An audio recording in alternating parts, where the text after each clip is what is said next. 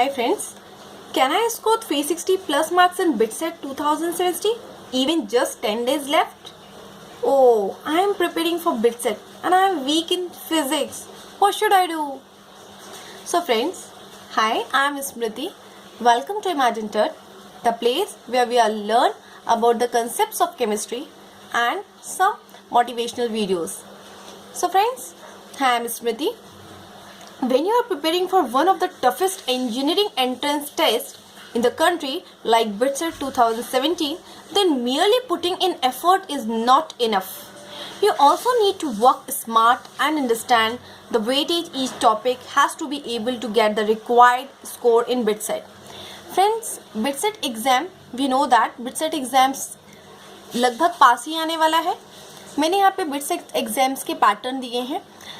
हम जानते हैं कि BITSET में बेसिकली 4 सेक्शंस में पेपर डिवाइडेड रहता है.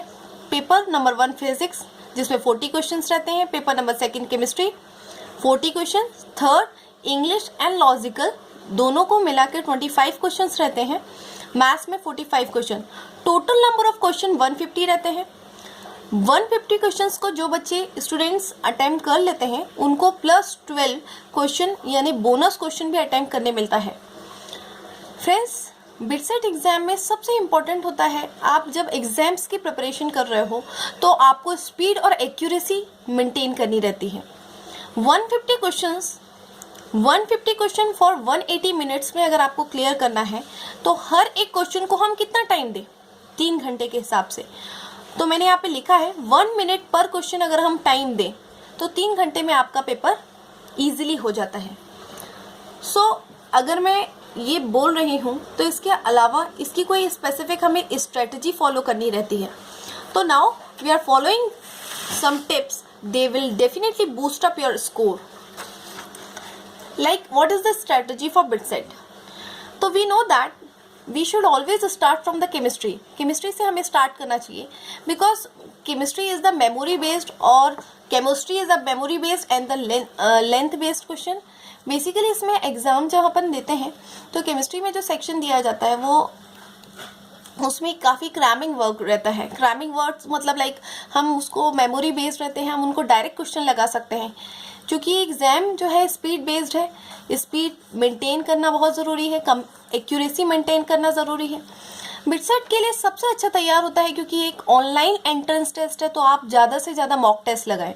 ऑनलाइन मॉक टेस्ट लगाने के लिए आपको मैं बता दूं, हर बच्चा अगर पूरे दिन में अगर 150 क्वेश्चन 3 टाइम्स करे मतलब 3 घंटे की सिटिंग लगाए और 3 घंटे में अगर वो 150 क्वेश्चन करे तो उस हिसाब से पर डे आपने 450 क्वेश्चन किया. 30 डेज में आपने 13,500 क्वेश्चन किया. आप उन बच्चों से बहुत आगे हो जो केवल एक मॉक टेस्ट 2 या 3 दिन में पूरा कर पाते हैं. आपको 13,500 क्वेश्चन इतने अच्छे से समझ में आने लगते हैं कि उन क्वेश्चन का पैटर्न क्या है. और फ्रेंड्स, सबसे अच्छा होता है आपको एग्जाम्स को क्लियर करने के लिए आपको सब्जेक्ट को कंडेंस या फिल्टर करना. सिलेबस जब आप फिल्टर करते हैं तो आपको ये पता रहता है कि आपको क्या नहीं करना बजाय कि क्या करना है. अगर हमें अपनी वीकनेस पता चल जाए तो हम स्ट्रेंथ पे काम जरूर कर सकते हैं. दूसरा ये है कि आपको 10 साल के क्वेश्चन पेपर पूरा थ्रू आउट करना है. इंग्लिश में रिटन प्रैक्टिस ज़्यादा करना है. Vocabulary, grammar, sentence and rearrangement ज़्यादा ध्यान रखना है. बेसिकली फ्रेंड्स होता क्या है कि हम इंग्लिश BITSET के लिए बच्चे प्रिपरेशन करते हैं लेकिन केवल BITSET के लिए प्रिपरेशन नहीं करते. IIT के बाद रिजल्ट के बाद वो सोचते हैं कि अगर हमारा इसमें नहीं हुआ तो चलो BITSET अब देखते हैं. पर BITSET के लिए सबसे इम्पोर्टेंट होता है आपका जो सबसे टफेस्ट पोर्शन आएगा इंग्लिश एंड लॉजिकल रीजनिंग, क्योंकि यही वो वेटेज होगा, यही वो सेक्शन होगा जो आपको दूसरों से अलग करेगा. तो फ्रेंड्स, इंग्लिश के लिए English proficiency and logical reasoning के लिए इसके हमने बेसिकली हमें प्रिपोजिशन इसके 3% लगभग इससे क्वेश्चन आते हैं. Synonyms, antonyms, figure formation and analysis 40%, sentence completion 15%, tenses 3%, models आते हैं 3%, figure matrix it is comes under the reasoning, rearrangement and jumble word 15%, analogy 20%, one word substitution 15%. English proficiency के साथ आपको लॉजिकल रीजनिंग पे भी काफ़ी काम करना चाहिए. लॉजिकल रीजनिंग में जैसे सीरीज टेस्ट है 10%, numerical alphabet, logical deduction 10%, figure completion test 7%, paper folding and cutting 7%, detection of rule 5%। आपको जब आप एग्ज़ाम देते हैं तो आपको ये पता होना चाहिए कि अगर आप दे रहे हैं तो कौन सा सेक्शन पे ज़्यादा वेटेज है और कौन से सेक्शन से ज़्यादा क्वेश्चन आ सकते हैं। तो actually paper is not too tough. BITSAT में फिजिक्स, केमिस्ट्री, मैथ्स, फिजिक्स जो रहता है वो लगभग मॉडरेट रहता है। आप अगर उसमें 45 मिनट स्पेंड करते हैं तो more than enough. Chemistry fact based है, मोस्टली इससे जो क्वेश्चंस आते हैं वो डायरेक्ट आते हैं और एनसीईआरटी से आते हैं। आप इस पे 30 मिनट्स भी अगर आप देते हैं तो it's good time. Maths largest weightage है, लार्जेस्ट वेटेज सबसे ज़्यादा कंसिस्टिंग मार्क्स भी इसमें है, 45 मार्क्स है, तो आप 50 to 55 मिनट ईजिली स्पेंड कर सकते हैं। इंग्लिश एंड रीजनिंग पे 20-25 मिनट इज इनफ, पर ये सेक्शन आपका थोड़ा टफेस्ट होता है। पर्सनली आई बिलीव कि आप इस पर ज़्यादा फोकस करें। इम्पोर्टेंट बात यह है कि हमें क्या नहीं करना चाहिए या हम जो कर रहे हैं उसको कितने अच्छे से करना चाहिए। तो बेसिकली फ्रेंड्स, मैंने अभी आपको पहले वाले पार्ट में बताया था कि टाइम और स्पीड, इसके लिए स्पीड एंड एक्यूरेसी बहुत इंपॉर्टेंट है। We know that time runs faster than you in the exam hall. Exam hall में अपनी एनर्जी को थ्रेशोल्ड रखना इस तरीके से कि आप सारे क्वेश्चन पे इक्वली अटेम्प्ट कर पाओ, आपको बहुत ज़रूरी है टाइम का मैनेजमेंट। 2 घंटे 30 मिनट में आपका पेपर लगभग हो जाना चाहिए ताकि रिमेनिंग लेफ्ट टाइम पे आप एक बार रिव्यू ले पाओ। दूसरा, एनसीईआरटी को अवॉइड नहीं करना है। एनसीईआरटी इज़ एवरीथिंग, चाहे फिर वो physics, chemistry, maths and English की हो। Match your speed with accuracy.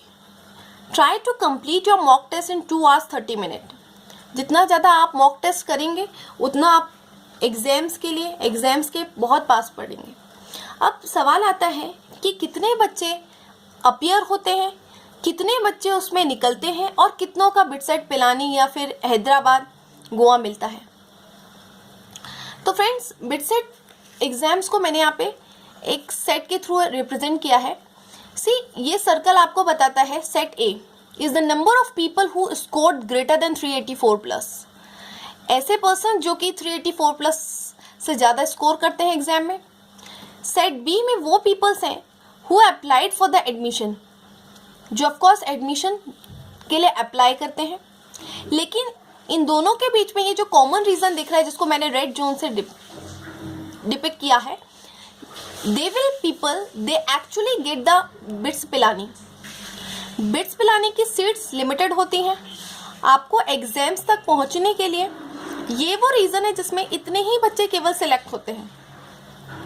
हमें सिर्फ एग्ज़ाम देना नहीं है बल्कि सिलेक्ट होना है। उसके लिए बहुत ज़रूरी है कि आप अपना एक हार्मोनी एग्ज़ाम्स के लिए प्रिपेयर करें, अपना खुद का एक बायोलॉजिकल क्लॉक प्रिपेयर करें। Last but not least, BITSAT exams की books S C. Verma part 1 and part 2, BITSAT हरियन for maths, Awasthi and Jaiswal की physics, NCERT physics chemistry English, maths also English NCERT, R D. Sharma objective, organic chemistry, Solomon. BITSAT की एक और book आती है हरियन की self study, online study, आप ये भी परचेस कर सकते हैं, ऑनलाइन मॉक टेस्ट दे सकते हैं। बिटसेट एक्सप्लोरर 2017, ये भी काफ़ी अच्छी बुक है। तो this is all about the BITSAT exams tips. Friends, BITSAT exam के लिए सबसे इम्पोर्टेंट हमें इस बात का ध्यान रखना है कि आपकी प्री प्लान स्ट्रैटेजी क्या है। You need to complete the test, but ध्यान रहे कि आप जब टेस्ट कंप्लीट कर रहे हैं तो पूरी अवेयरनेस के साथ करें, हर एक क्वेश्चन पे काफ़ी टाइम दें, और आपको ये भी पता होना चाहिए कि आप अपने रफ वर्क को आप कितना अच्छे से कर रहे हैं, क्योंकि बिकॉज रफ वर्क आपको लिमिट योर रफ वर्क पता होना चाहिए। On during the exam you will given a scratch pad for rough work, only a small pages. तो आपको उस हिसाब से अपना काम भी, क्योंकि आपने वही काम किया फिर दोबारा उसको इरेज किया, फिर आप वही काम कर रहे हो, उससे आप अपना बहुत सारा टाइम वेस्ट करते हो। And NCERT, please read NCERT, specially in chemistry. Match your speed with accuracy, and the paper is not too tough. Physics, chemistry, maths आपको मैंने ऑलरेडी सेक्शन बता दिया है।